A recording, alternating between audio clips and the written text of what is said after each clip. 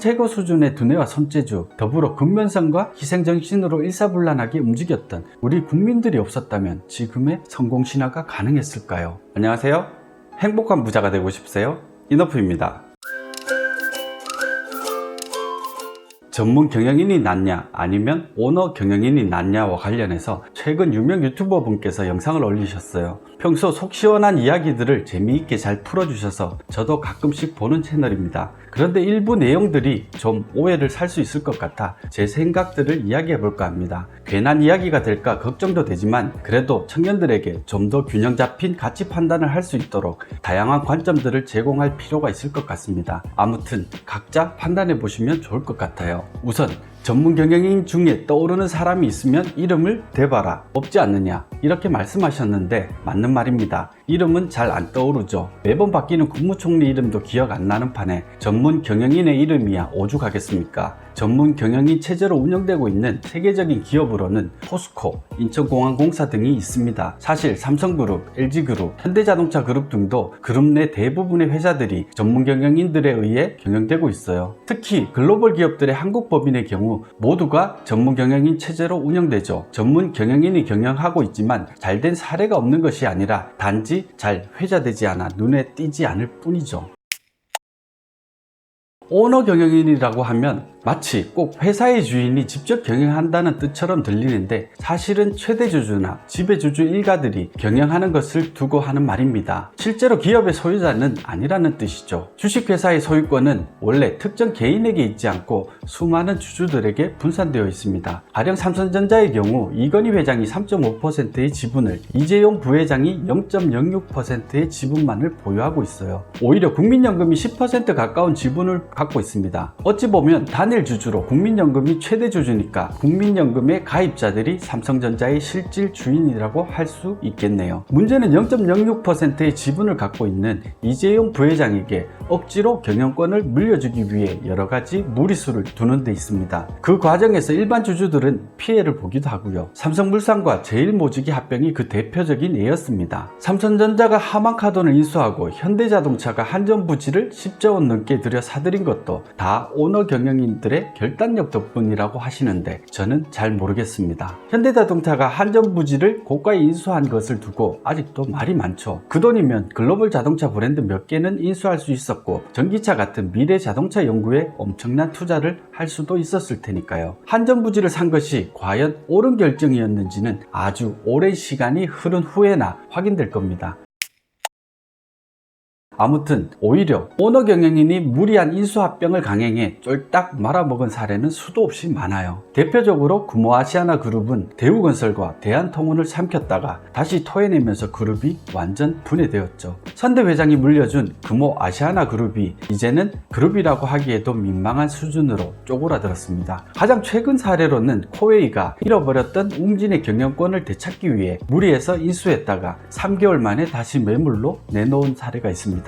박정희 대통령과 관련된 재미있는 일화를 하나 소개해볼까 합니다. 모든 사람에게는 공과 과가 있을 겁니다. 그래도 한 가지 확실한 것은 그분이 없었다면 대한민국이 지금처럼 잘 살고 있지 못했을 거란 겁니다. 국가경제 발전에 공이 있었다는 것은 대한민국 국민이라면 누구도 부인하진 못할 거예요. 아무튼 지금은 해체되었지만 1970년대만 해도 쌍용그룹은 국내 10대 재벌그룹 중 하나였습니다. 당시 김성곤 회장은 정치의 뜻이 있어 재벌그룹 회장이라는 타이틀을 등에 업고 국회의원까지 됐습니다. 그런데 문제는 김성곤 회장이 지지자들과 함께 박정희 대통령에게 반기를 들면서 시작됩니다. 그 일을 계기로 중앙정보부에 끌려가 고초를 겪으면서 쌍용그룹과 전 재산을 국가에 헌납할 테니 제발 용서해달라고 사정을 했다고 합니다. 그런데 박 대통령은 뭐라고 했을까요?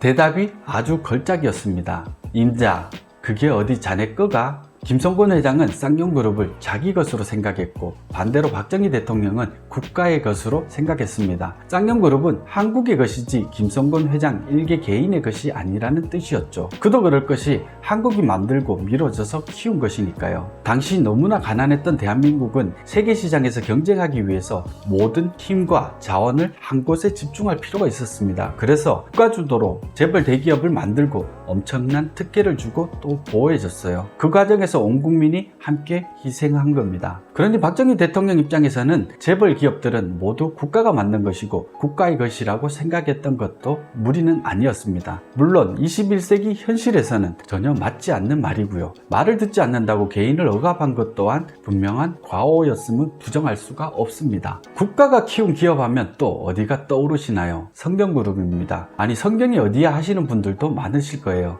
바로 SK그룹입니다. 1980년 정부로부터 대한석유공사를 인수했고 1994년에는 급기야 삐삐 등 이동통신을 하는 공기업인 한국이동통신을 인수하게 됩니다. 이때부터 엄청난 속도로 기업이 성장하기 시작했고 오늘의 거대 그룹이 되었어요. 국가기관 산업 중에서도 가장 중요한 에너지와 통신 부분의 공기업을 SK가 차지했기 때문에 기업이 급성장한 것도 당연한 일이었죠. 어떻게 인수하게 되었는지에 대해서는 말이 많지만 자세한 내막은 아무도 알지 못합니다. 다만 SK그룹의 최태원 회장이 노태우 전 대통령의 딸 노소영 씨와 결혼한 것으로 봐서 정치권과 깊은 인연이 있었다 정도 생각할 뿐입니다. 이제 시간은 반세기 가까이 흘러버렸습니다. 과거에 기업들이 어떻게 성장했는지는 다 잊혀져 버렸고 이제 재벌 2세, 3세들은 국가가 키운 기업을 그저 우리 할아버지가 물려주신 것 정도로만 생각하고 있는 것 같아요. 과거 정부가 기업을 키우기 위해서 국민들의 희생을 강요한 것은 다 같이 잘 살아보자는 마음이었습니다. 훗날 기업들이 성장하게 되면 국가와 사회를 위해 봉사할 것이고 그래서 국민들 모두에게 혜택이 골고루 돌아갈 것이라고 믿었기 때문이었죠. 그런데 현실은 어떤가요? 재벌 기업들은 여전히 국민들에게 희생을 강요하고 있죠. 정부에게 세제 혜택을 비롯한 다양한 정책적 지원을 해달라고 조릅니다. 그리고 고환율 정책을 써서 수출 경쟁력을 높여달라고 목소리도 높여요. 여전히 국민들의 애국심에도 호소합니다. 담화벌톡에 가격을 높여놓고는 사달라고 국민들에게 조르죠. 왜 사람들이 해외 직구를 통해서 국내 기업들이 수출한 제품을 되사옵니까? 왜 대형 TV, 심지어 자동차까지 미국에서 사와야 합니까? 그 비싼 물류비와 관세를 물어가면서까지요.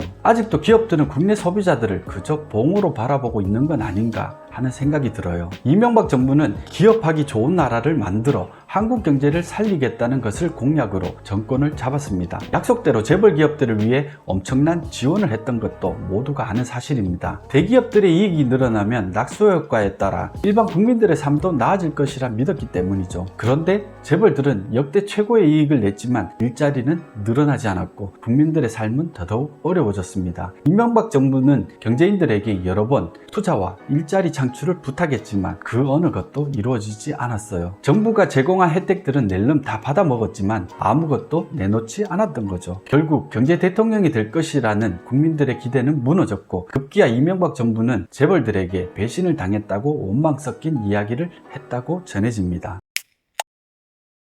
분명 삼성그룹의 창업자 이병철 회장이나 현대그룹의 창업자 정주영 회장님 같은 분들은 존경받아 마땅한 분들입니다. 무에서 유를 창조해야 했기 때문에 밤낮 없이 고군분투했고 국가와 국민을 생각했습니다. 부족함 속에서도 엄청난 창의력을 발휘했고 불굴의 의지가 있었습니다. 그런데 지금 재벌 3세 분들도 과연 그런가요? 꼬꼬마 때부터 기업에 특화된 경영자로 길러졌기 때문에 경영을 더 잘할 거라고 하는데 글쎄요. 기업의 생리를 잘 아시는 분이라면 기업이 회장 한 사람의 경영 능력으로 운영되는 것은 아니라는 걸 잘 아실 겁니다. 회사에는 창업주가 만든 철학과 시스템이 있고 더불어 선대 회장 때부터 경영에 참여해왔던 전문 경영인들이 있습니다. 거대 기업은 시스템으로 돌아가는 것이지 최고 경영자 한 명의 결단으로 돌아가는 것이 아닙니다. 만약 글로벌 기업들이 경영자 한 명에 의해 좌지우지 되는 거였다면 애플이 스티브 잡스에서 팀 쿡으로 이어지면서 망했어야죠. 월트 디즈니의 창업자가 세상을 뜬 후에 여러 번 망했어야죠. 전문 경영인 체제의 기업들은 주인이 없어서 망하기 쉬운 것이 아닙니다. 주인 없는 기업에는 정부가 낙하산 인사를 끼워 넣기 쉽고 그렇게 낙하산을 타고 내려온 아마추어 경영인들이 기업을 망치는 거예요. 전문 경영인들이 기업을 망치는 것이 아니라 비전문 경영인들이 기업을 망치는 겁니다. 기업을 잘 운영해서 이익을 창출하고 그 이익이 한국 경제 나아가 국민들에게까지 퍼져나갈 수 있다면 재벌 2세가 아니라 10세가 운영한다 한들 무엇이 문제겠습니까? 그런데 재벌 2세만 넘어가면 기업의 이익이 아니라 재벌가의 사익을 추구하는 쪽으로 변질되는 것이 문제입니다. 재벌가의 이익을 위해서 혈안이 되어 있으면서도 국가 경제에 도움이 되는 방향으로는 크게 노력을 기울이지 않는다는 것이 문제인 거죠.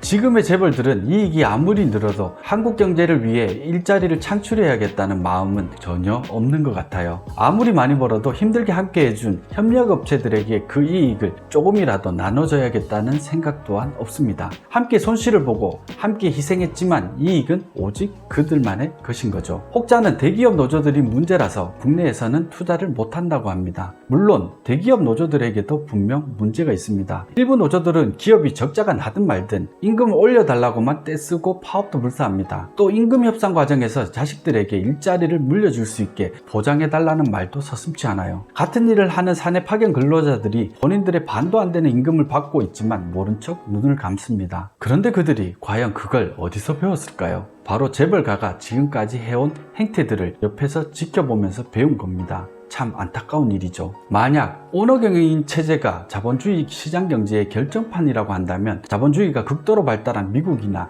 영국의 기업들은 모두 오너경영인 체제여야겠죠. 그런데 어디 그런가요? 창업자가 기업을 세우고 자리를 잡은 후에는 대부분 전문경영인 체제로 넘어갑니다. 2세, 3세로 이어 경영하는 모습은 가족 경영을 하는 일부 기업에서나 볼 수 있는 모습이고 주식회사에서는 절대 찾아볼 수 없는 모습입니다. 재벌기업, 세습 경영을 두고 흔히 한국식 자본주의라고 이야기를 합니다. 한국의 실정에 특화된 형태라는 뜻이죠. 물론 너무나 가난했던 초기 산업화 시대에는 잘 통했던 방식이었습니다. 재벌을 키워 자원을 집중함으로써 경제 성장을 이룬 것도 사실이고요. 그런데 지금은 그때와 다릅니다. 몇몇 기업에게 국가의 자원을 몰아줘야 할 이유가 전혀 없어요. 오히려 부작용이 더 커졌죠. 경쟁이 제한되다 보니 가격 담합이 이루어지고 그 피해는 고스란히 국민들이 나눠지게 됩니다.